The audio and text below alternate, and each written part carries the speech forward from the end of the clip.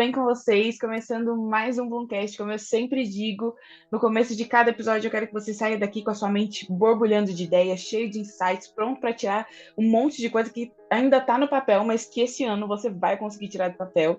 E hoje eu tô aqui com a Gabriela. Gabriela, se apresenta aí pro pessoal. Oi, gente, meu nome é Gabriela Leitão. Eu tenho 23 anos, sou estudante de medicina. Tô no último ano já, graças a Deus. E é isso.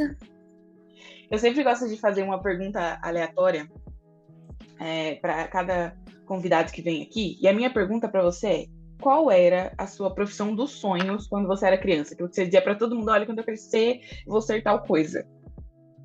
Médica. Sério? Sério. Legal. Vamos começar então, que eu quero entender como que foi que isso surgiu na sua vida. Mas primeiro vamos voltar lá na escola. Me diz, no ensino fundamental, ensino médio, que tipo de aluna você era? Você gostava de ir para a escola? Não gostava de ir para a escola? As coisas mudaram ao longo dos anos? Ó, então, eu sempre gostei, assim, eu sempre fui uma boa aluna. Aquela famosa aluna conversadeira demais, mas que tirava boas notas, que na hora da reunião de pais, a professora falava, ai, a Gabriela é uma ótima aluna, mas ela fala demais, Uhum. né? Mas assim, eu sempre foi muito tranquila, assim, eu sempre gostei de estudar, nunca foi algo problema assim para mim, mas também nunca fui aquela pessoa excepcional, um gênio, ai, nossa, que inteligente, sabe? Eu gostava de estudar, gostava de discutir, eu sempre gostei de discutir muito, isso sempre foi muito incentivado dentro da minha casa com os meus pais. Então, eu sempre gostei de discutir, de perguntar, de ter essa dúvida. Então, para mim era interessante estudar por conta disso. E aí, no ensino médio, isso não mudou. Mudou o fato de que eu queria sair mais, queria viver mais, e não deixei de fazer nada disso por conta da escola. É, Passou o meu primeiro e meu segundo ano ali, eu sempre falei que eu queria fazer medicina.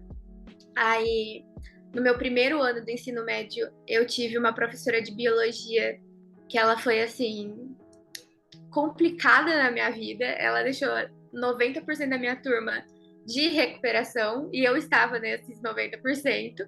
E aí eu falei, eu não vou fazer mais medicina coisa nenhuma, nunca mais, que eu quero ver essa matéria dos infernos na minha vida, que isso que aquilo. E nessa coisa de sempre debater, eu participava de um grupo de debate político, de geopolítica na escola. E, e aí eu já tinha ido falando, não vou fazer mais medicina, vou para relações públicas. Falei, é isso que eu vou fazer da minha vida e ok. Continuei minha vida normalmente, primeiro e segundo ano. Aí, no segundo ano, nesse grupo de debates, o meu professor, que já me conhecia desde pequena, porque eu sempre estudei na mesma escola, dentre desses posicionamentos, tal, dessas discussões, ele me colocou como médico sem fronteiras. Aí fui eu lá estudar médico sem fronteiras, voltar minha paixãozinho pela medicina, falei, não, é isso mesmo que eu quero, não vou deixar uma matéria ou uma professora me tirar isso. E aí no terceiro ano eu já estava decidida e fiz cursinho junto com a minha escola no terceiro ano, mas saindo todo final de semana. Não, acho que isso é essencial porque a gente tem um pouco essa visão de não, tem que abdicar de tudo, assim, e eu acho que é mais planejamento. Sair assim, saía sexta, ia sábado, domingo a gente descansava. E aí, durante a semana, ia fazer a faculdade e o cursinho.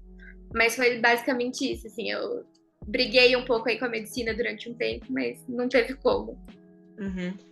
E por que esse desejo tão forte de fazer medicina? Tem alguém na sua família que é médico, que trabalha na área da saúde? O meu pai, ele é médico, e então, assim, a medicina ela sempre esteve presente na minha vida. Eu cresci vendo meu pai sendo médico, vendo meu pai trabalhar. Só que eu acho que além de tudo, além de toda a admiração que eu tenho por ele, eu gosto muito de gente, eu gosto muito de conversar, eu gosto muito de cuidar dos outros. E meu pai nunca me direcionou para isso. Ele sempre foi muito tranquilo e muito aberto de você vai fazer o que você quiser. Não, não tem problema não. Tanto que o meu irmão não segue a medicina e tá tudo bem. Mas eu acho que ter esse contato tão grande com a medicina me fez brilhar os olhinhos mais do que já era o esperado, sabe? Saber de perto como era a rotina, como eu via que o meu pai, ele é apaixonado pela medicina, ele é apaixonado por gente, pelos pacientes dele. E eu acho que essa admiração que ele tem pela medicina, esse carinho, ele passou para mim e eu falei, cara, é isso aí que eu quero sentir no meu dia a dia, sabe? Uhum. Você falou que fez cursinho durante essa transição, né, para a faculdade, mas eu sei que mesmo fazendo cursinho, mesmo se preparando, ainda continua sendo um momento muito tenso das nossas vidas, né, porque principalmente para alguém que quer fazer medicina, porque tem que ter uma ótima nota, tem que estudar muito, né, a dedicação ela tem que começar muito antes de ser aprovado na faculdade de medicina. E eu queria que você me contasse como foi para você estar no cursinho, não teve nenhum momento que, sei lá, você falou, nossa, eu tô estudando demais, eu não aguento, é muita coisa, sabe? Não teve algum Teve, momento claro. que... Teve, tanto no cursinho quanto na faculdade, a gente tem esses surtos.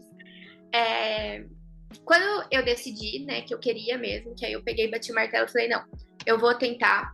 E eu acho que também um pouco do fato de eu ter tido esse looping de não, vou fazer outra coisa e tal, foi um pouco desse medo de ter que abdicar da minha vida, de ter esse medo de, cara, eu acho que eu não sou inteligente o suficiente para passar, eu acho que eu não vou ter essa capacidade. Aí eu peguei e falei, não, peraí. Falei, eu vou tentar. E aí eu ouvi uma frase de um dos amigos do meu pai, que ele falou, Gabriela, só não passa quem desiste. E aí você pode esperar 1, 2, 3, quantos anos forem. Pode ser que você vá para outra área para conseguir se firmar e depois ir. Ele falou, mas só não consegue quem desiste. Se é isso que você quer, corra atrás. E aí eu tinha a minha escola durante o período da manhã. E a minha escola, ela é uma ótima escola. Eu tenho um carinho enorme, eu estudei a vida inteira nela. Só que eu sentia que ela pecava um pouco em relação a preparar para a prova, pro vestibular. Ela sempre foi uma escola que preparou para a vida. Tive inúmeras matérias assim que nenhuma outra escola tem. Só que eu senti um pouco esse déficit. Então eu optei, como eu queria algo mais difícil, eu optei por fazer o cursinho à noite. Então eu fazia o período da manhã e tarde assim na escola, né? À tarde fazia só as optativas e de noite eu fazia cursinho na intenção de estudar para a prova, aquela coisa, porque assim, é muito diferente a gente estudar para a vida e estudar e aprender a fazer prova. E eu sentia que era essa a minha dificuldade. Eu chegava, tipo, eu sabia a matéria, mas na hora da prova eu ficava nervosa, eu caía sempre naquelas pegadinhas, então pegar um macete de prova. Então eu fiz, durante todo o meu terceiro ano, eu fiz o cursinho junto com a escola de manhã. Uhum. E quando você recebeu o aprovado em medicina, qual foi sua reação, a reação da sua família? Como que você se sentiu? Cara, foi muito gostoso. Eu não passei no terceiro ano, né? Eu fiz daí depois mais 6 meses de cursinho pós. No final, eu acabei passando com a minha nota do Enem do segundo ano, mas isso aí é outra história, porque a gente. É aquela prova que você tá mais relaxado e fala, essa não vai valer nada, que você vai melhor. É sempre assim. Mas. Enfim, e aí eu já tava 6 meses e o cursinho, eu falo assim, eu fiquei 6 meses, né? Porque não é que eu não conte o que eu fiz no terceiro ano, mas eu acho que no terceiro ano eu tava com um foco diferente de você estar só no cursinho. Quando você tá só ali no cursinho, você tem uma pressão muito grande, porque eu brinco que você tá no limbo. Você se formou e aí você não tá nem na faculdade, nem na escola mais, você tá ali no limbo. Essa pressão meio que social vai te correndo. Você tá com um monte de coisa ali de professor falando, tal faculdade é isso, tal faculdade é aquilo. Você recebe um monte de informação, mais a sua ansiedade, porque ela acontece, é normal. Então, assim, aí eu já tava naquela angústia, assim, falando, cara, eu não sei se eu aguento, tipo, viver isso muito tempo mais e tudo mais. E Aí eu decidi prestar para minha faculdade, prestei, ela era na época ela foi pela nota do Enem, e tava para sair, sei lá, tipo, numa segunda-feira. E não saiu, atrasou o resultado. Aí eu falei, tá bom, né? Fui dormir. E o meu pai que me levava pro cursinho de manhã. Ele me deixava no cursinho e já ia pro hospital. Aí eu tava dormindo lá bem plena, eu acordo com meu pai em cima de mim, assim, filha, acorda, você passou. Tipo, 6 da manhã. Uhum. Ele acordou, ele logo foi entrar na lista para ver se tinha saído alguma coisa, já que era para ter saído no dia seguinte. Tinha saído. Aí ele que veio me acordar, ele disse, você não precisa ir mais pro cursinho, acorda, vamos lá fazer a matrícula e tal. E aí, tipo, foi muito engraçado, porque eu acordei naquele assim, tipo, eu tô vivendo, eu tô sonhando, o que tá acontecendo? E aí foi muito gostoso, aí a gente acordou meu irmão acordou também desnorteado, ele, o que vocês estão berrando? São 6 da manhã, o que tá acontecendo? E aí foi isso. Aí eu já fui no cursinho, tipo, avisei, o pessoal falou, ó, beijo, tchau, não volto mais aqui. E aí fomos, como eu passei no meu vestibular, eu fiz para os campos novos da Uninove. E aí eu passei em todos. E aí, junto com meu pai, a gente falou, vamos dar uma passadinha neles, né? Entre Mauá, São Bernardo, Osasco, Guarulhos, e ver o que a gente acha de cada um para a gente poder escolher qual vai ser a cidade que você vai passar os próximos anos. E aí a gente já começou a fazer esse tourzinho por São Paulo, assim, e para poder decidir. Então foi isso, assim, foi muito gostoso. A minha mãe, eu desci, minha mãe já tava com o café todo na mesa, assim, vamos comemorar, vamos isso.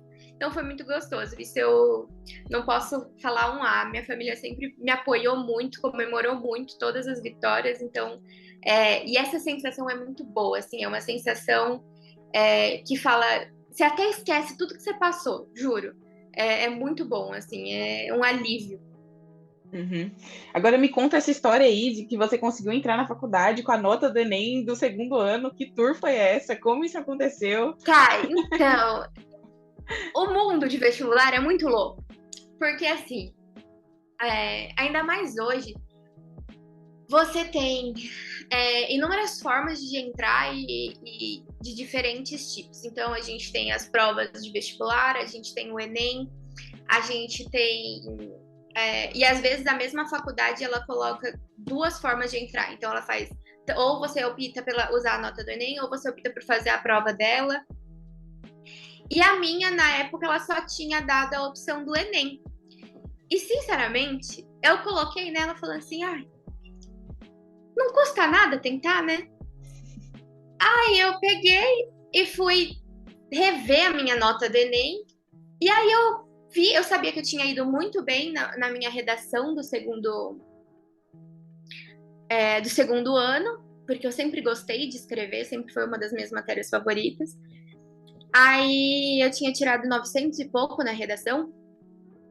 E aí eu lembro que eu olhei o edital assim, e aí eu fiz as contas. De como eles iam calcular, eu fiz as contas da prova do terceiro ano e a prova do segundo. Eu falei, olha, eu tenho uma chance melhor com a prova do segundo por conta dessa redação aqui. Vamos jogar a nota do segundo. Se der, deu. Aquela. Vamos sem pretensão. E não é que deu certo, no final deu certo. E aí foi isso. Aí eu brinco que a tour do cursinho foi uma loucura. E que aí todo mundo fala assim, nem adiantou. Cara, adiantou, porque no cursinho você cria uma maturidade que eu acho que é importante, assim, sabe? É um momento ruim, é um momento difícil, mas que é importante para criar essa maturidade. E aí foi isso. Aí no final foi com a minha nota do segundo ano. Eu tava totalmente despreparada, nem queria medicina no segundo ano ainda. E foi com a nota do Enem dele que eu passei. Caramba. Agora me conta um pouco sobre a faculdade. Eu sempre falo que antes da gente entrar na faculdade, a gente cria, né, o nosso mundo ideal, como serão os nossos próximos anos, como a gente acha que vai ser, e a gente tem a realidade, que é nua e crua quando a gente pisa o nosso pé na faculdade. E eu sempre gosto de perguntar quais eram as suas expectativas quando você entrou na faculdade, qual foi a realidade que você encontrou, né, depois de ter fantasiado tanto. Cara, isso é muito real. Eu falo muito isso no meu Instagram, porque assim, eu entrei na faculdade achando que todos os meus problemas da vida iam se resolver porque eu tinha passado. Então, assim, pô, tudo que eu tava lutando, tudo que eu tava querendo era entrar na faculdade. E eu consegui. Então, minha vida ia ser perfeita dali pra frente, zero problemas, chuchuzinho. E não é assim, né? Eu entrei numa faculdade como primeira turma, né? A minha faculdade, a Uninove, ela tem a Vergueiro como base já antiga, já tem mais de 10 anos, mas essas novas cidades eu entrei como primeira turma. Então tinham todos os ajustes e ônus e bônus de ser primeira turma. E assim, você entra na faculdade, eu sonhava que ia ser Grey's Anatomy, né? Por mais que a gente brinque que, ai, não, mentira, todo mundo acha que vai ser um Grey's Anatomy na vida. E os primeiros anos da faculdade de medicina, eles são completamente diferentes. Você aprende coisas muito minuciosas que no momento você não entende por que você está aprendendo aquilo, não tem nada de medicina. E aí você vai perdendo um pouco esse brilho, sabe? Fora a pressão toda social que tem, assim. Porque a gente fica em tempo integral. Eu falava assim, não é que a faculdade é a minha vida, mas ela é uma parte de 90% dela. Porque se eu acordo de segunda a sexta e fico das 8 da manhã às 6 da tarde, ela é um momento da minha vida ali importante. E aí você entra nessa pira, eu acho que nenhum de nós, somos ensinados a estudar. Então, e é completamente diferente de você estudar para a escola, para o cursinho e na faculdade. São tipos de estudos diferentes. E aí eu comecei a ter... Eu que nunca tive dificuldade de nota, de estudo, comecei a entrar num looping que eu não sabia estudar. Porque eu queria entender a vírgulazinha, mas não era a vírgulazinha que eu precisava entender, sabe? E isso começou a me frustrar, mas a independência que você cria, porque eu saí da casa dos meus pais, né? E aí você começa a aprender as coisas, a viver sozinho, aprender a estudar, a ter que tirar nota, a estar ali o tempo inteiro. Então começou a entrar num looping que chegou um tempo que eu espanei. Não consegui dar conta mesmo. E aí eu tenho até um vídeo contando sobre isso no meu Instagram, que foi uma fase muito difícil, porque eu tinha muita vergonha de falar isso, e hoje eu falo sem problemas nenhum. Eu acho que isso me fortaleceu para eu terminar a minha faculdade do jeito que eu queria, e me fortaleceu como profissional. Eu acho que hoje eu tenho muito mais empatia por ter passado por isso. Eu reprovei em algumas matérias, e aí eu comecei a viver só pra faculdade, tipo, eu não fazia mais nada além de estar na faculdade e querer estudar e querer resolver aquilo. Eu deixei de sair, muitas vezes deixava de voltar pra minha cidade pra ficar com meus pais, e você começa a entrar naquela paranoia. E aí eu entrei nessa paranoia até um tempo que não deu. Eu lembro que eu saí da cidade da minha faculdade, cheguei em Mogi, eu fui chorando, assim, de cansaço, de não aguentar mais. E aí, quando eu cheguei em casa, meus pais falaram: Gabriela, o que tá acontecendo? E aí eu consegui conversar com eles. Falei: gente, eu não aguento mais. Tipo, parece que eu só vivo pra isso e eu não consigo atingir a nota que eu quero. E eu tô me sentindo, tipo, mal. Eu me sinto insuficiente. E aí foi um momento que a gente falou: não, pera. Eles falaram: não, pera, a gente vai tentar resolver. E foi aí o momento que eu caí de turma.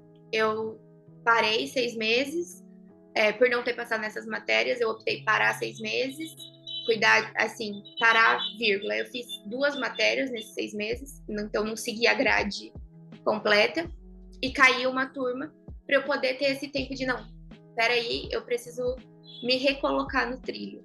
Então, para mim, essa quebra de expectativa do que você imaginava, eu achava que meus problemas iam acabar quando eu passasse na faculdade, que ia ser tudo incrível. E não é que não foi. É que a realidade e o que a gente sonha é sempre muito diferente. Quando tem essa quebra de expectativa, a gente tem que tomar cuidado com o quanto a gente se decepciona. E aí eu entrei nesse looping e eu falei, não, peraí. E aí me recoloquei nos trilhos.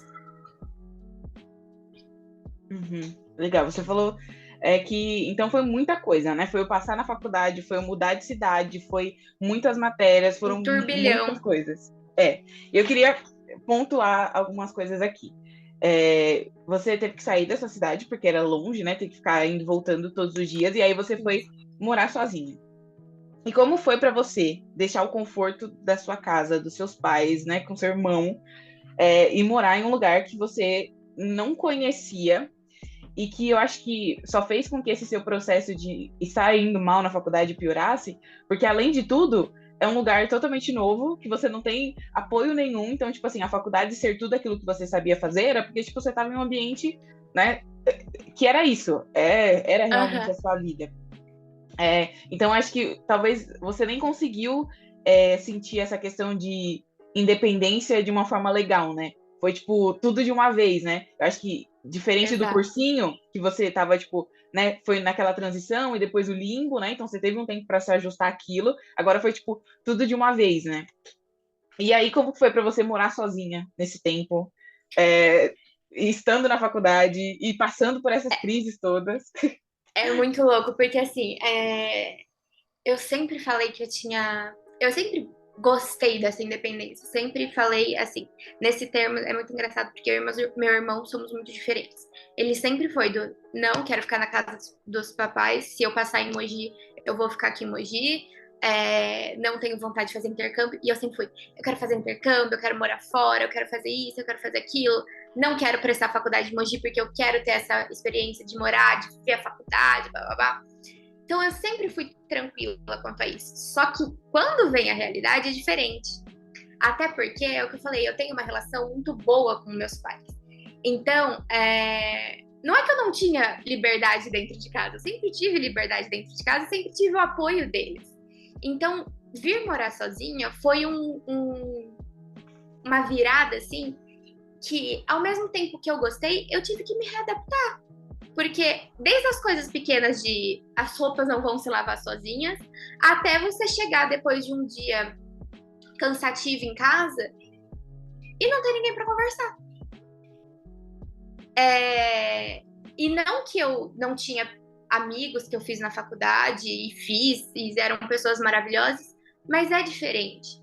Eu estava acostumada a chegar em casa a gente sempre jantou todo mundo junto para contar como foi o dia a dia. Então eu chegava em casa e falava, é isso, o que eu faço agora?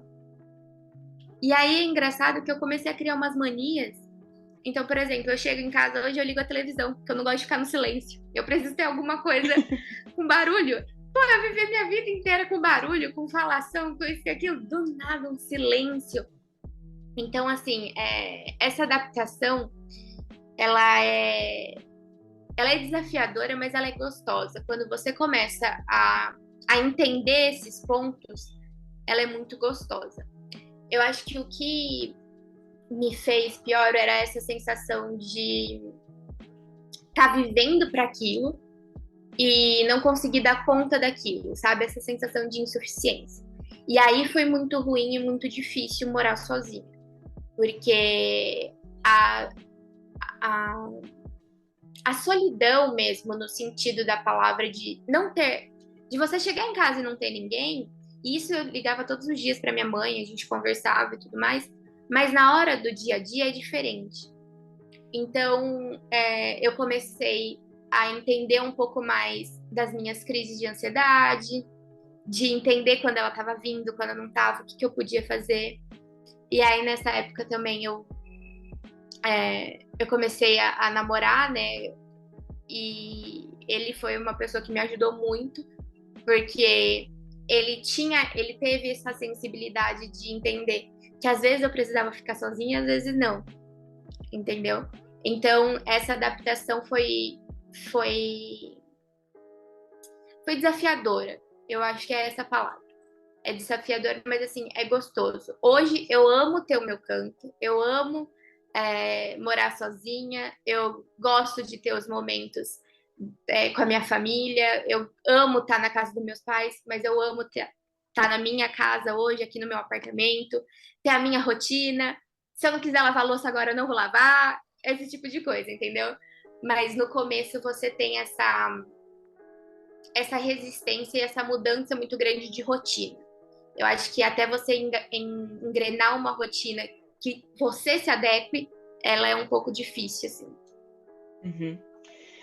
E quando você voltou para a faculdade, depois de 6 meses aí, fazendo só 2 matérias, quando você voltou, qual foi a sua sensação? Como foi para você retornar? Você já conseguiu, sua cabeça já estava no lugar, você já estava entendendo o que você tinha que fazer, e como foi, né? Voltar tudo de novo, né?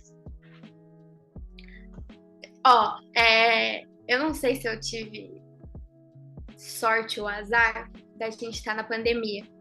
Engrenou desse tempo ser na pandemia, então engrenou juntou de ser no EAD.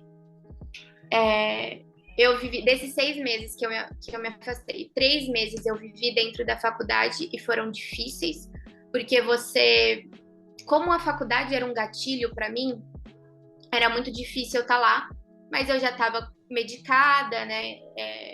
Já estava fazendo acompanhamento, então ele estava rolando, mas deu a pandemia e eu voltei para casa dos meus pais, né? Então eu acho que isso, na minha situação, me ajudou, do fato de estar de volta para casa dos meus pais, ter eles como apoio num momento que estava muito delicado para mim, e de ser o EAD, porque a transição de sair de uma sala e ir para outra foi mais suave, sabe?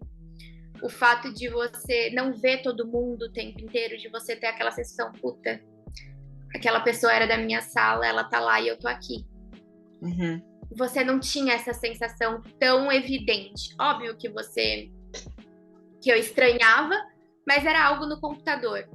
E aí depois foi indo e foi tranquilo, assim, porque a sala que eu caí, eu já conhecia as pessoas, elas me recepcionaram super bem. Eu permaneci com muitos amigos da outra turma, e aí quando a gente retornou para o presencial, foi algo mais natural. Eu já tinha interiorizado, já tinha trabalhado isso muito dentro de mim, assim. Uhum. Eu te entendo bastante nessa questão do EAD, porque eu comecei a minha faculdade direto no EAD. Algumas pessoas da minha sala tiveram, né, tipo, 1 mês aí de aula presencial, mas eu já entrei, tipo, eu fiz a minha matrícula na semana que o governador falou, vai fechar tudo. Nessa semana, eu Que fiz loucura! Exatamente. E foi doido pra mim, porque, tipo, eu não conhecia ninguém da sala. Todas as aulas eram, tipo, completamente, assim, no Zoom. E, tipo assim, ninguém ligava a câmera, né? Então, tipo assim, eu não tinha nem referência de quem era quem, como funcionava isso. E eu lembro que ele já tinha um grupo da sala, mas, tipo, eu não tinha nem entrado, nem sabia desse grupo. E aí, desde o começo, eu já tive que começar trabalhando no jornalismo investigativo, né? Para conseguir o contato de alguém para me colocar no grupo. Nossa, foi uma tour, sabe? Eu tive que ir no Instagram, Facebook, para conseguir falar com alguém: olha, eu sou da sua turma e tudo mais. Foi uma tour. Eu E, imagino, porque se no dia a dia já é difícil quando você entra um pouco assim, eu imagino no EAD. nossa, foi demais, demais. Mas depois me encontrei e comecei a ver benefícios nisso, né? De estar em casa, porque foi muito bom. Acho que a única coisa não, teve várias outras coisas ruins que aconteceram durante a pandemia. Mas assim, eu digo em relação a mim, foi que Uhum. ter começado a faculdade durante esse período, para mim, jornalista, me ajudou, porque as fontes estavam em casa. Então, assim, se eu precisasse falar, eu estou fazendo uma matéria sobre tal coisa, você consegue? Consigo, né? Tipo, eu tô em casa, não tô fazendo nada. Era mais fácil de ser atendido com as fontes e tudo mais. Mas uma das coisas que eu acho que eu mais perdi, que eu sempre falo quando eu trago alguém da minha sala, ou alguém que estudou durante esse período da pandemia, é o convívio social com as pessoas, porque eu digo que até hoje, às vezes os professores estão fazendo chamada e fala fulano, eu olho para ver quem é, porque eu não sei, Quem que é essa? eu não sei. Teve uma vez. Eu acho que essa foi uma grande perda mesmo, assim, para todos que passaram pelo EAD, mas acho que principalmente no seu caso, assim, de quem começou no EAD. Uhum. Porque esse convívio inicial, ele determina muitas coisas lá na frente. Não é que ele é pétreo, mas ele ajuda muito e perder isso realmente é ruim, assim. Não que não dê pra correr atrás, mas realmente... E eu lembro de uma vez que o professor tava fazendo chamada, porque as minhas amigas, elas já são, tipo, fulano, fulano, fulano. Eu chego na aula, eu fico prestando atenção no professor, eu vou embora, falo com quem eu conheço e é isso. E aí teve um dia que ele tava falando, fulano. Aí eu falava, quem é fulano? Aí elas apontavam. Aí, ei, ciclano. Aí teve uma hora que ela falou assim, Yasmin, chega. Chega. Agora você vai ter que começar a ir atrás de saber quem são as pessoas, porque não dá mais. Mas, tipo, e como você falou, esse momento inicial é muito bom, porque a faculdade, o legal da faculdade não é só você ir lá para saber das matérias, mas é fazer network, né? É conhecer pessoas que vão fazer diferença no seu futuro, que vão lembrar de você e falar, nossa, tinha alguém na faculdade que tinha esse perfil, e era isso que você precisa, né? Então, assim, acaba sendo desafiador fazer isso, porque e eu vejo que o pior que houve para mim é que a gente começou com uma turma, e aí depois em outro campus, uma outra turma, eles não tinham como, não conseguiram fechar a turma lá para continuar, eles tiveram que vir para o meu campus. Então, assim, eles já vieram nas panelinhas e tudo mais, porque eles já se conheciam, já tinham vivido um tempo juntos, e aí quando eles chegaram, foi mais um baque, né? Porque é o baque das panelinhas da sua sala com as panelinhas de outra sala, até você conhecer o pessoal da sua sala e o pessoal da outra sala que chegou, é tipo, meu Deus, muita gente, muita coisa. Então, eu acho que, e eu sempre falo sobre isso, acho que essa foi a nossa maior perda, assim, foi essas conexões, essas conversas, e toda vez que eu tenho oportunidade de trazer alguém da faculdade no meu podcast, eu trago, e às vezes eu descubro coisas que eu falo, caramba, tipo, eu vejo você praticamente todo dia, eu não sabia isso sobre você. Então, tipo, ter essas conversas depois de um tempo ajuda você nisso, né? E a faculdade é muito sobre isso, né?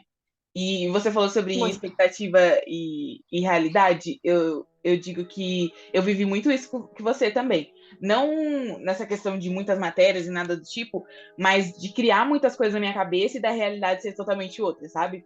Eu entrei na faculdade. Aquela quebra, assim, né? Eu achei que ia ser, nossa, muito Gossip Girl, né? Aquela coisa maravilhosa. Eu vou pra faculdade com meu cafezinho. Adorei! Eu vou com meu cafezinho, vou sentar lá, vou assistir aula, vou voltar, né? Vou fazer uma fofoquinha, tá? Nada. Não foi nada disso. E principal, porque eu achei, e isso que você falou é muito real, e eu acho que muita gente que eu conversei, assim, até agora, sobre faculdade me fala muito sobre isso. Que o começo das faculdades são muito teóricos, é tudo muito longe daquilo que a gente quer, né? Então, tipo, sei lá, você entrou em medicina, você achou que você ia chegar já mexendo em corpo, já falando, né? É isso. E, tipo, não é isso. É muito depois. Não, eu fiquei lá decorando o ciclo de Krebs. Eu fiquei um ano lá olhando pro ciclo de Krebs, olhando assim, ó. Não sei o que é isso. Não vou usar isso. O que é isso? Não tem como, assim. É uma quebra de expectativa muito grande. Você fala, onde que eu vou usar isso na minha vida? Não foi isso que eu pedi. Exatamente. Eu jurava que toda semana a gente ia ir para um estúdio diferente, a gente ia para o estúdio de TV, pro estúdio de rádio, a gente ia gravar coisas. Menina, onde que eu vivi isso? Não vivi, de jeito nenhum. Então, essa quebra de expectativa acaba com o estudante, né? E a gente só vai conseguir ter essas coisas práticas quando tá acabando a faculdade. E a gente fala, não, era para ter acontecido antes, eu queria ter tido essa experiência, né? Eu quero desde o começo.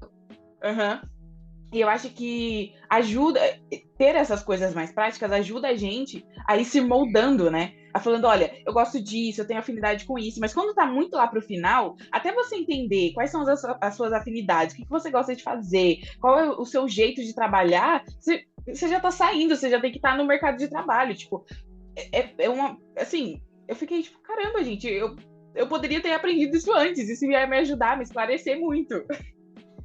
Eu tenho a mesma sensação que você, assim. E olha que na minha faculdade, diferente de algumas faculdades de medicina, eu tenho contato com o paciente desde o terceiro semestre. Então, é relativamente cedo para a maioria das faculdades de medicina. Normalmente só vai ter lá para o terceiro ano, né? Que aí é sexto semestre, enfim. E eu tive esse contato relativamente cedo, tive esse contato de uma forma legal. Só que da forma como a gente tem, por exemplo, no internato, que são os 2 últimos anos da faculdade, é completamente diferente. Eu, por exemplo, entrei batendo o pé que eu ia para pediatria, que isso, que aquilo. Passei para pediatria, eu falei, nem morta. Não consigo fazer isso na minha vida. Então, assim, é muito engraçado. Só que eu tô no meu último ano e eu consegui ver ter essa visão de não vou conseguir ir para pediatria agora. Então, assim, eu acho que se realmente tivesse um pouco mais dessa vivência desde o início, fosse algo mais progressivo, mais gradual, a experiência do aluno seria muito mais efetiva e talvez a gente tivesse menos frustrações na hora de estar ingressando no campo de trabalho mesmo, sabe? Na vida real, digamos assim. Porque às vezes, mesmo você passando por isso, você não consegue determinar nesse pequeno tempo da faculdade. E aí você vai sofrer isso durante seu trabalho e aquilo se torna muito mais complicado quando a gente está lidando com a vida real, né? Uhum. Sim, isso é muito verdade. Eu queria que você falasse um pouco sobre o seu internato, entendeu? Que é a parte que nós pegamos do Grey's Anatomy, que é a parte legal que todos gostamos. Então, eu queria que você me contasse como foi o seu internato. Eu sei que vocês passam por todas as especialidades, né, para ir vendo que aí sempre tem essas mudanças. Então, eu queria que você me contasse como foi para você, o que você achou de cada especialidade, qual a especialidade que você achou que você falou, nossa, eu nunca vou gostar disso, eu não quero fazer isso na minha vida. E aí, quando você foi e fez o internato, você falou, caramba, que legal isso aí, hein? Cara, o internato é muito louco, assim. É a melhor parte da faculdade de medicina, sem sombra de dúvidas. Quando você se sente médico de verdade, mas também é a hora que você fala assim, meu Deus do céu, eu não estou mais brincando. Agora eu tô lidando com coisa séria. Então, assim, eu acho que tem que ter muita maturidade para você estar no internato, você tem que entender que não é mais brincadeira, então você tá ali no game real, porque a gente tem essa ideia de que lá o internato são os 2 últimos anos da faculdade. E aí a gente tem essa ideia de que a gente está lá estagiando e é isso. Mas a gente se torna parte do serviço, né? Então, do serviço que eu digo do hospital, da UBS, da onde a gente quer que esteja passando. E as suas atitudes vão reverberar naquele paciente. Então, eu vou falar como é o meu internato, por exemplo. Eu fico responsável por um ou mais pacientes, por exemplo. Eu estou passando pela enfermaria de clínica médica e eu estou responsável por 3 pacientes. Quem vai examinar aquele paciente, quem vai ouvir a queixa daquele paciente, quem vai ver se ele piorou de ontem para hoje, os exames dele, eu. Vai ter supervisão de residente, de preceptor? Vai, mas o primeiro contato vai ser meu. É o momento de você errar? É muito o momento de você errar. Mas eu acho que de errar, sim. Puta, eu não ouvi direito o pulmão desse cara. Não escutei direito o pulmão desse cara e não tô entendendo. Chama o preceptor e vai lá pedir ajuda. Agora, você não escutar o pulmão desse paciente, tipo, fingir que não existe, aí já é aquela falta de maturidade, sabe? Então, eu acho que você precisa entender que você não tá brincando. Então, tem essa virada de ciclo. Ou você vira a chavinha de que você não tá brincando e que é uma coisa séria, ou não vai rolar. Mas, ao mesmo tempo, pra mim, foi a parte mais gostosa. Assim, foi incrível sair da pandemia praticamente pro internato. Porque eu via que eu tava fazendo diferença, eu amo chegar e... Cara, tem vezes que eu tive que chegar às 6 e pouco da manhã para acordar o paciente lá. Meu amor, vamos lá fazer um exame? Vem comigo. E é muito gostoso, e você se apega no paciente, assim, você vê o paciente evoluindo, é muito gostoso, você sente que você aprende. E é muito louco, porque eu entrei no internato falando assim, meu Deus do céu, eu tive 2 anos de EAD, o que eu sei? Eu perdi muito nesse tempo, eu sou uma burra, não vou ter capacidade para estar no internato. E eu escutava sempre meu pai, Gabriela, quando você chegar no internato, você vai ver, não se desespera, tá? Meu pai sempre pleníssimo, né? E eu, tá, que mentiroso, me engana, né? E aí eu cheguei, né, no internato, acho que no meu primeiro ou segundo rodízio, a gente discutindo o caso com o preceptor, eu falei, eu tô entendendo o que ele tá falando. Eu não sou tão lerda assim. As coisas que eu ouvi entraram na minha cabecinha. Então, assim, é essa descoberta que você sabe alguma coisa, sabe? Porque é muita informação junta, você só não sabe aplicar. E no internato você começa a aplicar. Então, assim, é muito gostoso. E eu tenho a sensação que, assim, tenho a sensação não, eu tenho certeza que é muito importante um internato plural, porque a gente vê dos preceptores o tipo de médico que você quer ser e, óbvio, que você vê também o tipo de médico que você não quer ser. E eu acho que isso é muito legal determinar, e muito legal você ter essa experiência da quantidade, de grande quantidade de preceptores, diferentes preceptores e das diferentes áreas. Por exemplo, eu tinha certeza que ia para pediatria. Passei para pediatria e falei, acho lindo quem faz, mas não é para minha vida. Eu amo criança, amo criança. Eu vejo uma criancinha na rua, dá vontade de ir lá roubar ela da mãe e falar, vem cá, fica comigo um pouquinho. Mas no dia a dia eu não ia conseguir lidar com com o dia a dia, com as implicações que um pediatra tem que lidar diariamente, sabe? Ao mesmo tempo, eu sempre falei que eu não ia para cirurgia, e não vou mesmo. Assim, é muito engraçado, porque as pessoas falam, eu adoro cirurgia. Eu odeio cirurgia, gente. Campo cirúrgico não é pra mim, eu gosto de lidar com a pessoa viva ali, acordada, não tá anestesiada, falando comigo, eu gosto da fofoca. Agora não me venha eu mexendo na pessoa, ela anestesiada, pô. Cadê a comunicação que eu gosto? Não gosto, não é pra mim. Meu estágio de cirurgia, pra mim, assim, eu vou de cara fechada, assim, ó. Não acredito que eu tenho que estar aqui. Mas, ao mesmo tempo, eu passo por áreas que eu nunca imaginei fazer e que ter esse contato te diz muito sobre a especialidade. Por exemplo, psiquiatria.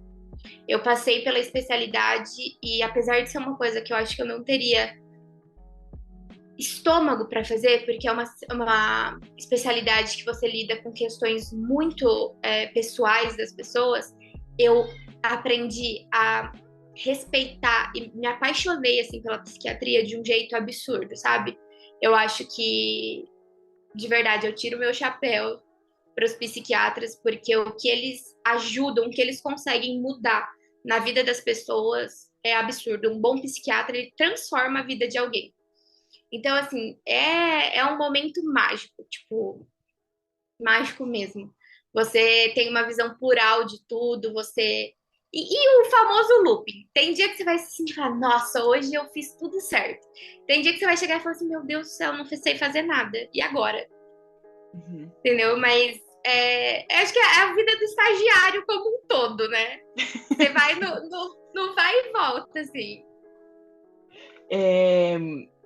Isso é muito real, né? Porque eu comecei a minha faculdade, eu acho que eu tava no segundo ano, eu acho. Acho que eu tava no segundo ano. E quando eu comecei, o estágio foi muito isso.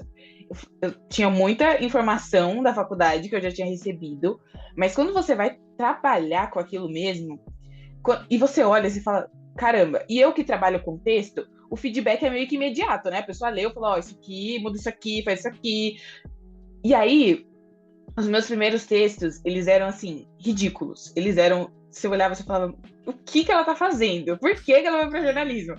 Porque na faculdade a gente não consegue, a gente aprende a fórmula, mas quando a gente vai para a prática, a vida é outra, né? Porque tem muita coisa que a gente aprende na faculdade, mas quando a gente chega no mercado de trabalho, tipo, não é tão assim, né? Tem algumas coisas que mudam.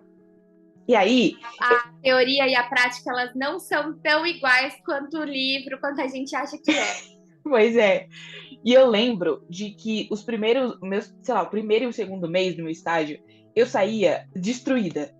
Não porque era muito trabalho, eu saía destruída porque eu falava, o que eu tô fazendo na faculdade? Parece que eu não aprendi nada, sabe? E todo dia tinha alguma coisa que eu fazia errado. Todo dia tinha alguma coisa que eu falava, mano, não é possível. Tanto que mas assim, né? No começo, tem sempre aquela pessoa, né, que tá sempre com você, vendo a sua mudança e tudo mais. E a pessoa que eu peguei é uma pessoa muito exigente, né? O padrão, o nível de qualidade dela é Era muito muito grande. alto. Exatamente. E eu falava, gente, eu nunca vou chegar nesse padrão, tipo, é muito difícil.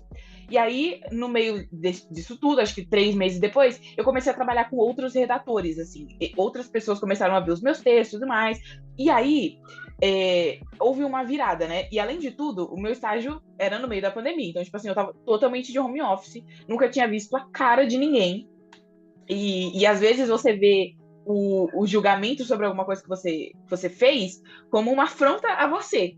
A gente não consegue, no primeiro momento a gente não sabe separar o que ser profissional ali naquele momento, né? A gente tá muito tipo, não, mas é isso aqui que eu aprendi, tipo, my precious, não mexe nisso, né?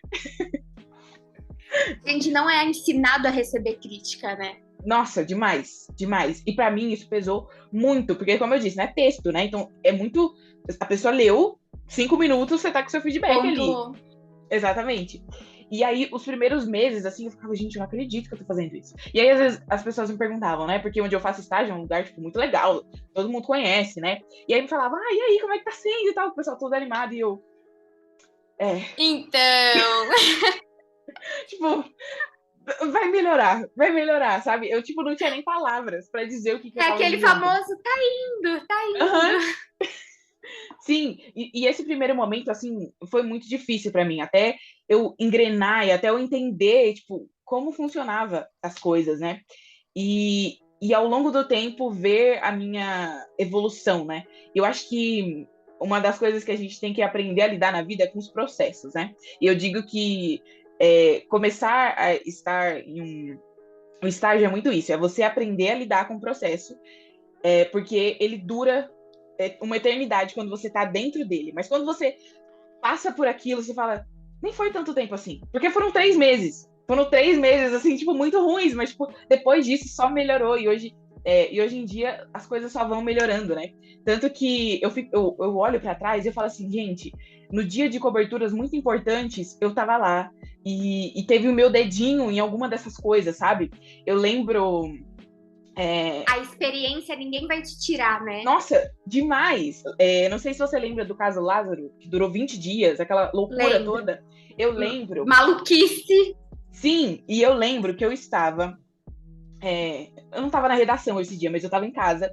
E eu lembro de ver eles anunciando, eu lembro de ouvir o Cabrini anunciando e falando: olha, tá morto mesmo, eu já tive a confirmação. Enquanto ninguém tinha, nenhuma emissora tinha dado a confirmação, o Cabrini tava falando: olha, entrei em contato com o fulano, tá morto mesmo, não sei o quê. E eu lembro nitidamente de falar: meu Deus, é isso aqui. É por isso aqui que eu escolhi o jornalismo, Eu tô sabe? aqui. Exatamente. E foi muito louco pra mim, porque, né, você é uma estagiária, você tá começando, e tipo assim, eu vi tudo. Assim, desses 20 dias, eu participei ativamente de estar acompanhando jornais e vendo, não sei o quê. Então, estar ali, quando a notícia foi dada, foi tipo, caramba. Outra coisa que me marcou muito foi a morte da rainha, né?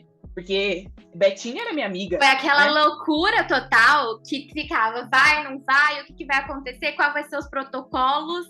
Sim, e o mais engraçado foi que nesse dia, uma pessoa que trabalha comigo, eu tava na recepção, ela saiu, e aí ela falou pra mim, olha, se prepara, tá? Aí eu olhei e falei, como assim se prepara? Já Falei, fiquei com meu medo. Deus, Falei, como assim se prepara? você faz aquele assim, ixi. Pois é.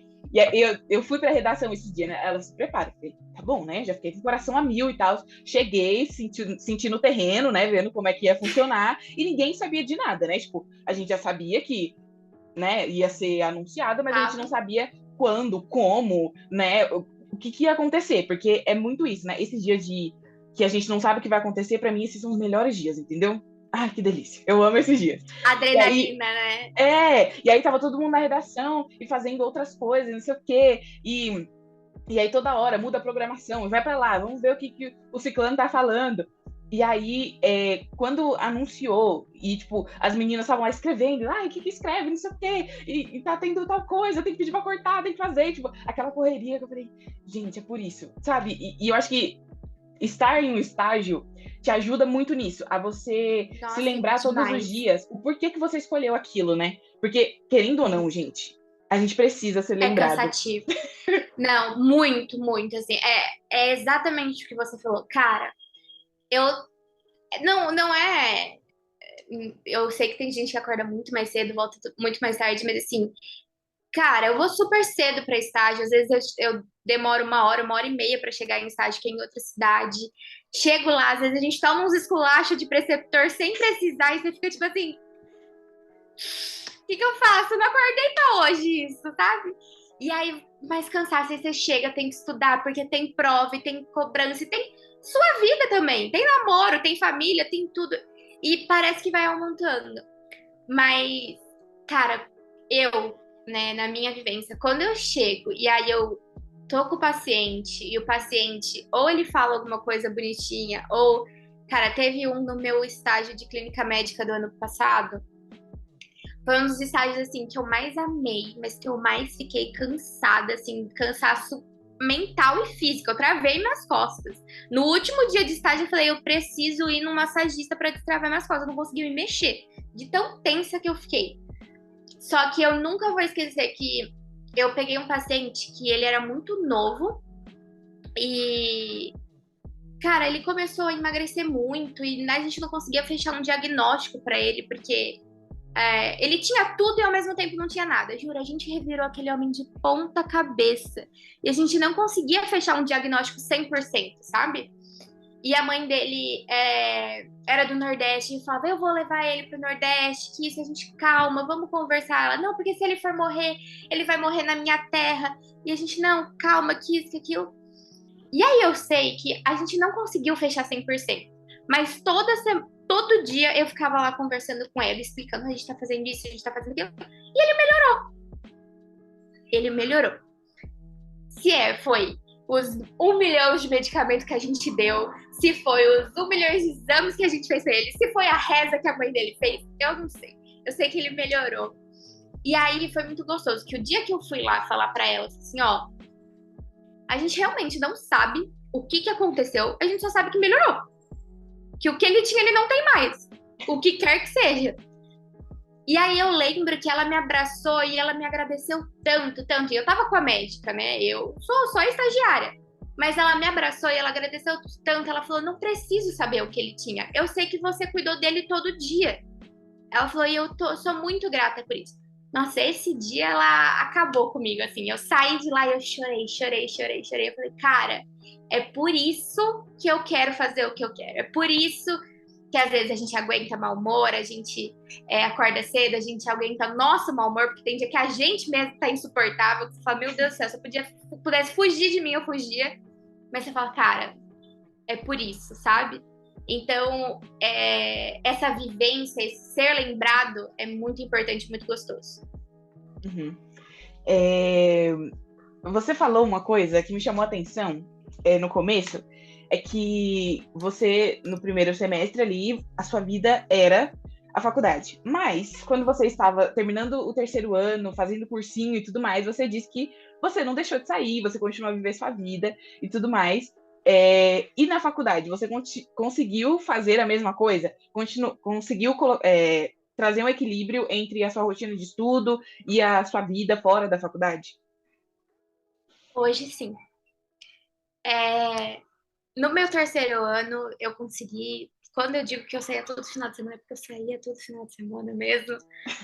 Eu brinco que eu aproveitei tudo que era para aproveitar de sair com meus 20 e poucos, eu aproveitei no meu terceiro ano. Que hoje eu falo em sair, eu falo, que soninho. Mas eu acho que eu me deixei ir muito pelos outros. No sentido assim, a gente tem uma cobrança. Eu até já falei sobre isso nos meus stories há um tempo atrás, sobre a produtividade tóxica que a gente vê e propagam hoje em dia.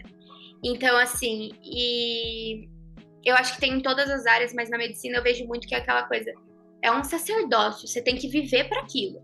Se você não tá vivendo para aquilo, você tá fazendo errado, você não quer realmente.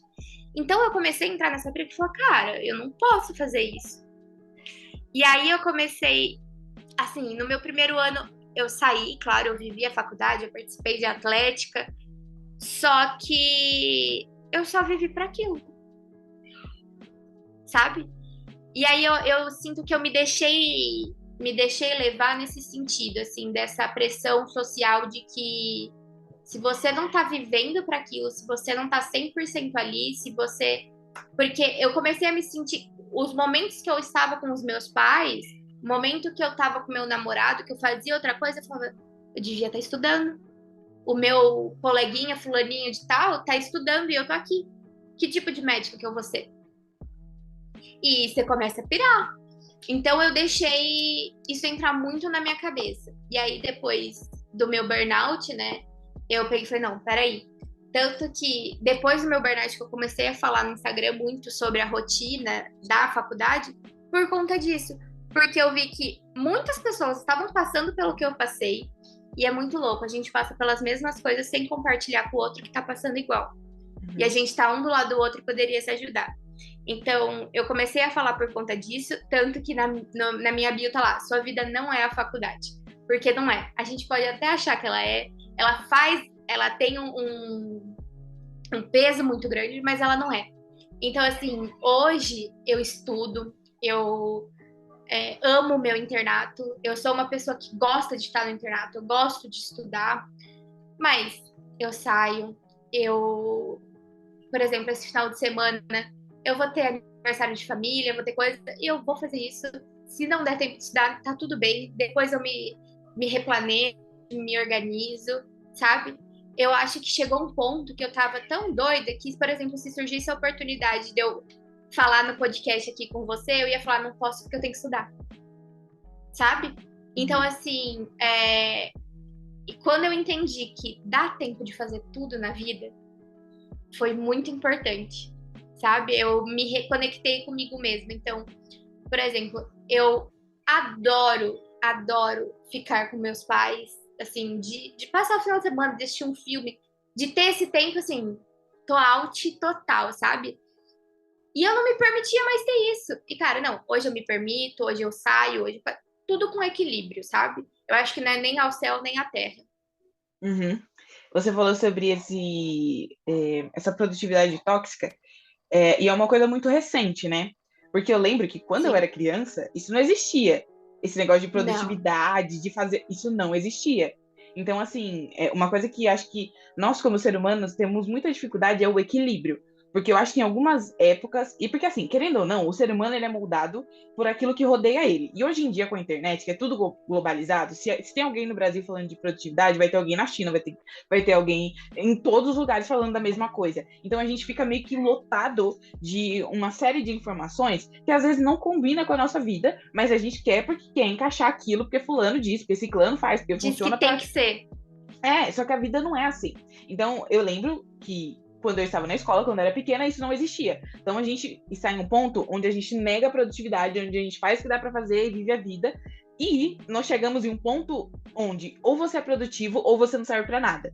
Mas a gente ainda não encontrou o caminho para chegar nesse meio termo. Porque, assim, eu vejo ainda muito aquela coisa. Eu amo assistir aqueles vídeos inspiracionais, sabe? Motivacional, acordando 5 da manhã todos os dias, né? Tipo, que romantiza. Só que, tipo, meu, você sabe que a sua vida não vai ser daquele jeito. Aquele vídeo, ele foi produzido para aquilo, sabe? Da menina indo lá, pegando, colocando cafezinho, fazendo barulho. Tipo, isso não é a vida real, Se a gente. gente soubesse todo o por trás que tem disso tudo, toda a preparação, que foi assim, um dia que talvez ela acordou ali para fazer aquele vídeo. E isso é uma coisa que eu tento muito passar no meu Instagram, cara. Porque desde que eu falei, não, eu vou começar a compartilhar, mas eu vou compartilhar real.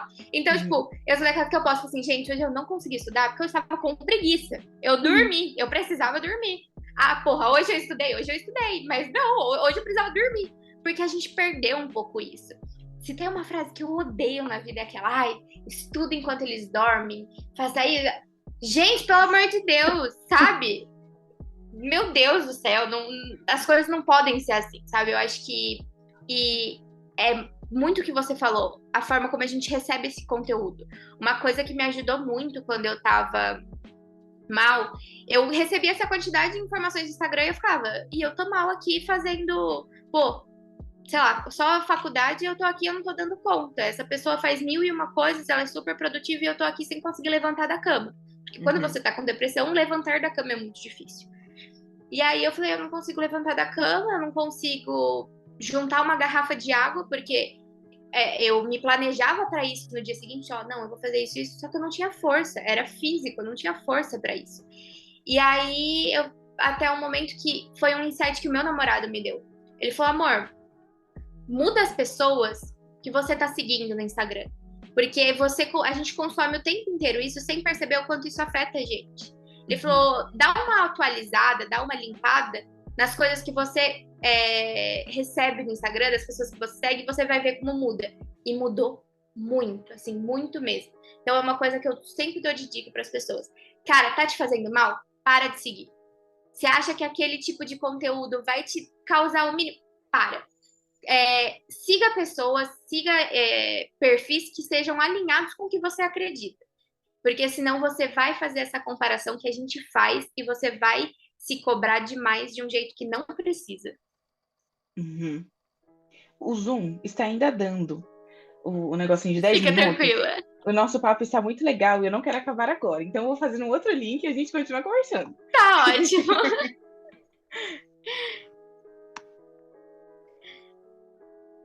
Você falou um pouco sobre as redes sociais que seu namorado falou.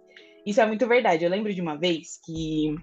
Porque assim, eu tenho o costume de já fazer muitas coisas. Até antes da faculdade eu já fazia muitas coisas. Mas quando eu entrei na faculdade eu comecei a fazer mil outras coisas, porque é meio que o ritmo normal do que se espera de você quando você está na faculdade, né? Que você faça extracurricular, que você conheça pessoas novas, que você faça várias outras coisas. E eu lembro de um dia que eu entrei no LinkedIn e comecei a achar alguns estagiários da empresa que eu trabalho. E toda vez que eu olhava o perfil deles lá, tinha, e fez curso de não sei o quê, trabalhou não sei aonde, e tem não sei o quê, e faz não sei o quê. Aí, beleza. Aí eu ia lá, pegava o nome dessa pessoa, colocava no Instagram. Aí, tipo assim, a pessoa tinha ido fazer um monte de coisa, e sabe, uma pessoa multitarefas, não sei o quê.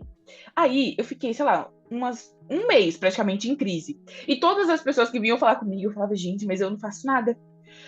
Por que eu tô naquele lugar? Eu não faço nada. Eu não chego nem aos pés dos outros estagiários que existem naquele lugar. O porquê que eles me colocaram pra trabalhar lá, gente? Eu não tenho experiência, eu tenho nada. O que eu tô fazendo lá? E aí eu lembro de uma frase de uma amiga minha, que ela olhou pra mim e ela falou assim, Yasmin, e ela começou a listar todas as coisas que eu fazia. Você tem um podcast, você trabalha num lugar legal, você escreve, você faz isso, você faz aquilo. E ela começou a listar um monte de coisa que eu fazia. Eu falei, nossa, é verdade, né? Eu falei, caramba. Muito louco. A gente não tem a noção das coisas que a gente faz. Tipo, a gente tem essa tendência de se menosprezar tanto que a gente. É aquela história, né? A grama do vizinho vai ser sempre mais verde que a sua. Uhum. Então você pode estar fazendo o mundo que se a outra pessoa fizer uma vírgula, você vai falar, ele é melhor que eu. Sim. Isso é muito louco. Essa comparação que a gente faz é muito louca. É muito verdade isso. A hora que e aí você precisa muito de uma pessoa pra te falar assim, volta aqui. Não é bem assim, não. Sim. Porque é muito verdade isso. E quando ela me falou isso, eu falei, meu Deus, gente, realmente, eu faço muita coisa. Só que, às vezes, não é esse muita coisa, o muita coisa que eu faço é diferente do muita coisa que outras pessoas fazem, mas não deixa de ser algo produtivo, né? E eu lembro que, porque além de ser o meu primeiro emprego, já é o meu primeiro emprego na área, né? Então, tipo assim, já é muito incrível. Tanto que eu falo até para as minhas amigas, eu falo, gente, daqui eu vou para onde, né? Porque a gente já começou aqui, né? Com tudo, a gente já começou lá em cima. A régua tá alta. E querendo ou não, a gente tem umas cobranças sobre nós mesmos. Eu acho que às vezes as outras pessoas, elas olham pra nós e falam, nossa, fulano é muito incrível, olha o que fulano faz. Às vezes até se inspira na gente. Mas a gente, quando a gente vai olhar para nós mesmos, a gente não tem esse mesmo olhar. A gente tá sempre se cobrando, sempre falando, olha, eu devia estar fazendo mais, eu devia estar fazendo menos. Tanto que ontem foi um dia que, tipo assim, eu tinha 2 gravações, e as 2 gravações foram meio que canceladas por questão de agenda e tudo mais. E eu passei o dia todo assistindo série. Tipo assim, sabe, série que eu não assistia há muito tempo. E além de tudo, eu tô de férias do trabalho e tal. E eu fui falar com meu namorado, né? Falei, nossa, eu tinha 2 gravações, nem fiz as gravações e tal. E aí fiquei o dia todo à toa.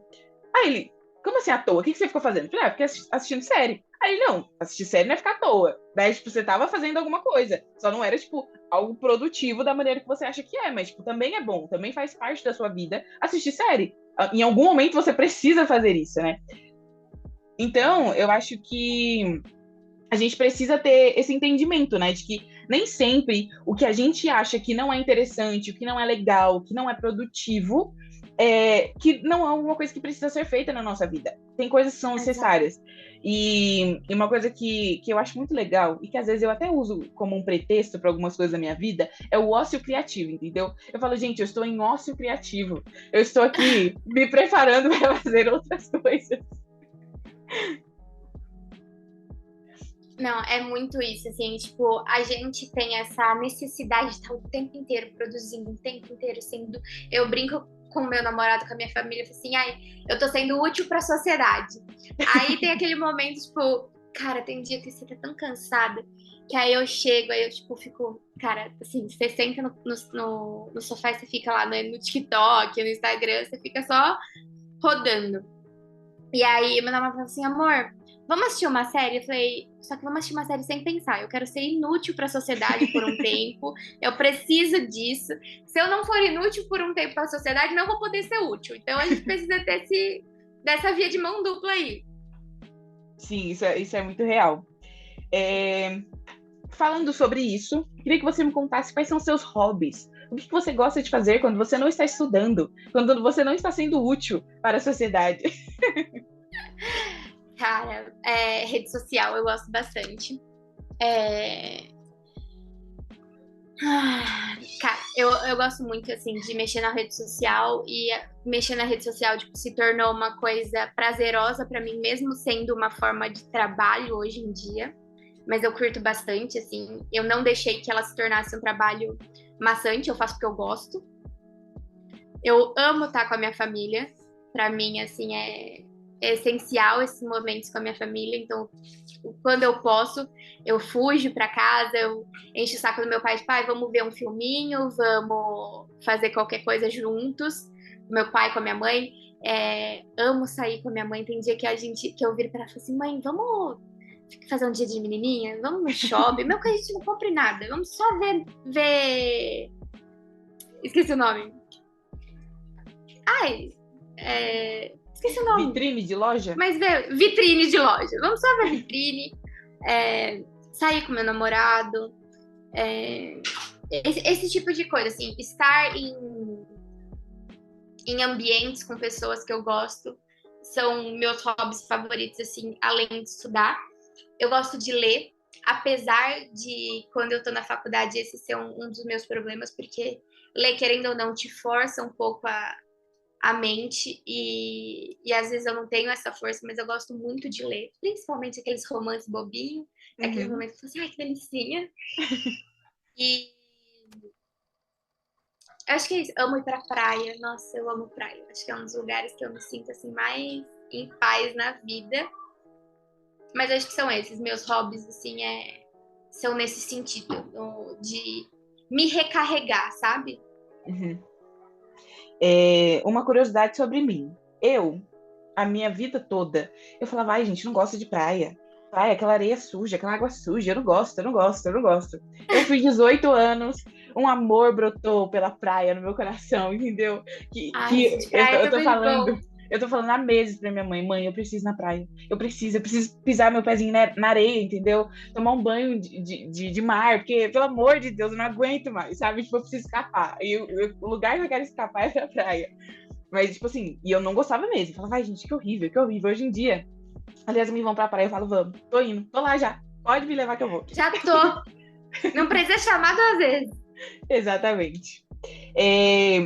Caminhando para o final, eu queria falar um pouco sobre produção de conteúdo, sobre Instagram, como começou a sua vontade de começar a produzir, começar a aparecer e falar da sua história, da sua rotina, de como está sendo a faculdade para você.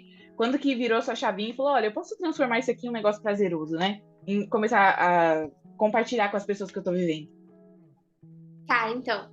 Foi nessa época que eu tive esse burnout, eu tava na pandemia. E aí eu já tava um pouco melhor, né? Entendendo um pouco mais, porque eu acho que esse processo foi um processo de autopercepção. E aí eu comecei a olhar pro lado e falar: essa pessoa tá passando pelo que eu passei. essa pessoa tá passando pelo que eu passei também. Falei, cara, a grande maioria das pessoas estão passando por coisas similares, né? Não exatamente mesmo, mas estão passando por coisas similares e a gente não conversa sobre. Eu falei, cara, e ao mesmo tempo, nessa limpeza que eu fiz no meu Instagram, eu comecei a seguir o Além da Medicina, que para estudantes de medicina, eu vou falar, sigam. Até para quem não é, assim, eles têm uma visão muito boa de vida, assim, eu diria. E eles falam muito sobre isso, sobre a importância do médico ir além da medicina. E aí eles falavam muito sobre essa questão de mexer com o Instagram, de usar o Instagram não só como uma rede social qualquer. Eu falei, cara, eu sempre gostei de me posicionar, né? Eu participava de grupo de debate de geopolítica, então eu sempre tive essa facilidade de me posicionar, de falar, nunca tive problema nenhum em me expor, que eu digo assim, de apresentar trabalho, de ir pra frente, de falar, tal. Falei, cara, é uma coisa que eu gosto. A gente tava na pandemia, ninguém saía de casa, falei, acho que eu curti isso aí. E aí o meu primeiro vídeo foi contando sobre eu ter caído de turma e sobre estar passando por essas coisas. E aí nesse primeiro vídeo que eu soltei, eu tive uma aceitação muito boa, assim, muito legal, sabe? Tanto de pessoas que estavam próximas a mim, que eu nunca imaginei que teriam essa reciprocidade, quanto de pessoas que eu não imaginei. Eu falei, gostei disso. Aí eu peguei e comecei a me empenhar nisso, e é aquele looping, né, de voltamos para a vida real, e aí é difícil você continuar no processo de criação de conteúdo, porque por mais que a gente fale, é um processo trabalhoso, é um processo que te demanda tempo, te demanda criatividade, mas o que eu falei é real, assim, eu faço hoje porque eu gosto, porque é meio que aquela coisa que incentivar aos outros me ajuda a me incentivar também, sabe? Eu não consigo ser falsa. Eu não consigo falar, tô estudando e eu não tá estudando. Então, se eu tô falando pros outros, tipo, eu tô estudando, sabe? Então, virou meio que um feedback, assim, vai e volta. Então, eu gosto de ter essa troca, eu gosto que me ajuda a ter essa percepção, a ter essa disciplina com a minha vida. E, cara, hoje em dia o Instagram, porque eu digo Instagram porque é a rede social que eu mais uso hoje para produção de conteúdo, ele é um mundo à parte. E como tudo no mundo que está crescendo, que está mudando, a gente não pode ignorar. Eu acho que quem ignora o Instagram hoje como forma de trabalho é uma pessoa que está perdendo tempo, sabe? Ela ainda não conseguiu virar a chavinha dela de que ela tá perdendo uma oportunidade muito grande. Uhum. E o legal da rede social é que você cria um lugar que é só seu, né? Porque tem muita gente fazendo a mesma coisa, Sim. Só que cada um é único, né? A gente pode até se inspirar em fulano, em ciclano, mas é o seu jeito, é o seu público, as pessoas estão ali pelas suas experiências, por aquilo que você está compartilhando com elas. Então, querendo ou não, você cria um ecossistema todo seu, né? As pessoas já sabem como você fala, a maneira de você se comportar e como você é aberta com seus seguidores. E isso é muito real, né? E eu agora me aventurando um pouco mais, né? Porque eu sou meio avessa ao Instagram. Eu estou lá, eu gosto de consumir, mas produzir é uma coisa que eu tenho muita dificuldade. Eu acho que produzir no YouTube, para mim, é muito mais fácil que produzir no Instagram. Não sei por quê. Pra mim é o contrário. Me pedem muito, assim, tenta começar a gravar vídeo pro YouTube. Eu falei, gente, eu nem sei por onde começar se eu começar pelo YouTube. Tipo, e é muito legal isso, porque é questão de afinidade mesmo. É muito maluco. Sim, e eu, nossa, todo dia é um negócio que eu falo, gente, eu vou fazer stories. Aí eu falo, ai não, mas pra que fazer stories? Aí o outro dia eu vou fazer stories. Eu vivo nesse eterno looping de eu vou me posicionar, eu vou aparecer. E toda vez que eu apareço é muito legal. Mas, sabe, até gostoso, né? A troca que você tem. Mas até você ir lá, criar e tudo mais, mas eu vou melhorar nisso, entendeu? Tem a minha amiga. A minha amiga, ela faz a programação, assim, de gravação, o que vai sair, não sei o quê. Aí toda vez que a gente tem uma reunião, eu falo pra ela, olha, esse mês eu vou me posicionar no Instagram, eu vou fazer post de isso, daquilo. Aí ela fala, Yasmin, mês que vem a gente conversa. Mês que vem a gente conversa. Porque, tipo assim, nunca sai. Ano Eu vou falar passado, que às vezes eu faço umas promessas pros meus seguidores, tipo, eu vou mostrar. Passo o dia inteiro e eu não mostro nada. Mas eu é falo, bem isso. gente, não tive nem tempo de respirar hoje, nem lembrei de postar nada no Instagram. É muito isso, é muito isso. Mas eu disse, entendeu? 2023 vai ser esse ano. Não, não É o passam desse ano. ano. Exatamente. É, E a última coisa que eu queria perguntar para você é se você pudesse voltar no tempo e dar, sei lá, alguns conselhos para a Gabriela do início da faculdade, o que você diria para ela? Quais seriam as dicas que você falaria? Gabi, faz isso aqui vai te ajudar, isso aqui vai ser útil para você. Quais seriam algumas dicas que você reuniria e falaria para a Gabi do passado? Eu acho que a primeira é assim, é sempre um pouco tudo que a gente falou, sabe? Mas a primeira seria não se compare tanto do jeito que você está se comparando. Cada um tem seu tempo, cada um tem as suas afinidades. Você não é menos ou mais que ninguém por conta disso. E voltar, tentar puxar ela, dar um chacoalhão nela, daquele sentido de a sua faculdade não é a sua vida. Eu acho que se eu não tivesse. É assim, eu não me arrependo de ter passado por nada do que eu passei. Eu não. Eu acho que tudo que eu passei, é o que eu falei, me tornou uma pessoa melhor, uma pessoa mais empática, me tornou uma médica mais empática, porque às vezes a gente, nesse looping assim de falar, é tudo tão normal, é tudo tão produtivo, é tudo tão intenso, que calma, não é bem assim. Então eu acho que me ensinou muita coisa, eu não me arrependo mesmo, assim, o que eu aprendi foi muito bom. Mas é óbvio que se eu não tivesse passado por isso e pudesse ter sido mais suave, seria gostoso, sabe? Então seriam as duas principais dicas e as duas principais coisas que eu tento passar no meu Instagram, tanto para meus calouros quanto para quem vem conversar comigo e fala assim, eu tô atolada, tô me sentindo mal, poxa, eu estudei tanto para uma prova e tirei 3. Cara, às vezes esse 3, ele tem muito mais a ver com o que tá rolando extra faculdade do que com o que tá rolando na faculdade, sabe? E a gente fica tão ali fechadinho que a gente não consegue enxergar isso. Então, é isso que eu acho que precisa ser mais disseminado, assim, sabe? Você saber olhar o todo e não só ali no fechadinho. Porque a gente foca na faculdade, é isso. Peraí, tem um mundo acontecendo em volta, você tem uma vida ali em volta. Será que não é isso que está afetando mais do que você passar uma madrugada inteira estudando e tirar um 3? Entendeu? Uhum.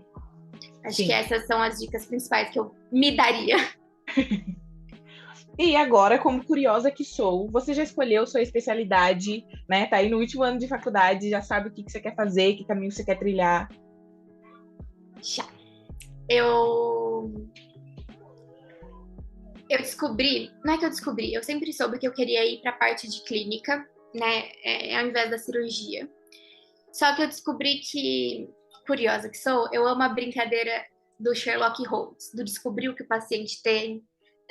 Eu amo aquela história do casar com o paciente, que né, na medicina a gente brinca de pai, esse paciente você vai casar com ele. Significa que você vai ficar a vida inteira com esse paciente. E eu amo isso. Eu amo ver o paciente melhorando.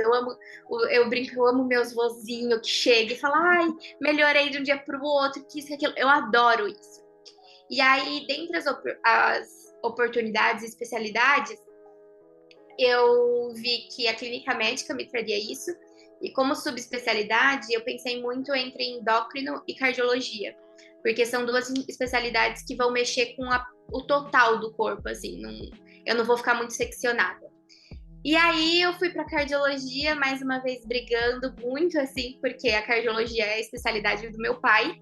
E eu sempre falei que eu não ia fazer cardiologia de jeito nenhum, porque eu não queria ir para a área dele, eu não queria ter os meus próprios méritos, as minhas próprias conquistas, que eu não ia para a área dele para eu me sentir. Me sentir, não, ouvir que eu estava indo só por conta dele. E aí, com tudo que eu passei, eu falei, quer saber? Se quiserem falar, falem. Eu gostei da cardiologia, eu gosto da cardiologia. E eu vou fazer cardiologia. Olha, muito bom, hein? Assistindo Grey's Anatomy é a minha especialidade favorita. Ai, é Eu. linda. É uma especialidade linda, assim. Você lida com o paciente como um todo, porque você, além da parte orgânica, assim, mexer com o coração, você tá lidando com tudo. É o emocional dele que vai afetar, é o que ele come, é o que ele vive, é o que ele tá passando no trabalho, sabe? Então, isso eu gosto, dessa visão integral, assim, sabe? Uhum, muito legal. Gabi, queria te agradecer. O nosso papo foi muito, muito bom. Eu gostei Obrigada a você, muito. fiquei muito feliz. Eu gostei muito. Eu te achei no procurar do Instagram, entendeu? Eu coloquei lá, estudante de medicina. Bom, Foi uma das primeiras que apareceu. E eu queria muito te agradecer. Eu sempre digo isso, eu acho que na primeira temporada eu falei mais isso, mas que é que toda vez que alguém aceita vir aqui, eu sinto que é mais um tijolinho, assim, sabe? Me acrescentando em claro. questão de carreira e de me fazer lembrar o porquê que eu escolhi o jornalismo. E por papos como esse que eu escolhi o jornalismo, para conhecer a vida das pessoas, para trazer informação. Então, muito obrigada por você ter vindo, foi muito Obrigada a bom. você, Yas. Foi muito bom. E é isso, gente. Muito obrigada a você que foi com a gente até esse final. Se você gostou e está assistindo a gente no YouTube, não se esquece de deixar o seu like, de compartilhar com algum amigo seu que está pensando em fazer medicina, que está atolado e que precisa assistir essa nossa conversa. Não se esquece de deixar um comentário, nem que seja só um ponto para eu saber que você passou por aqui. E se você não segue a gente no Instagram, segue Bloom_oficial1. Vou deixar aqui para vocês na descrição para vocês irem lá conhecer um pouco do meu conteúdo. E é isso aí, gente. Espero ver vocês no próximo Bloomcast e tchau, tchau.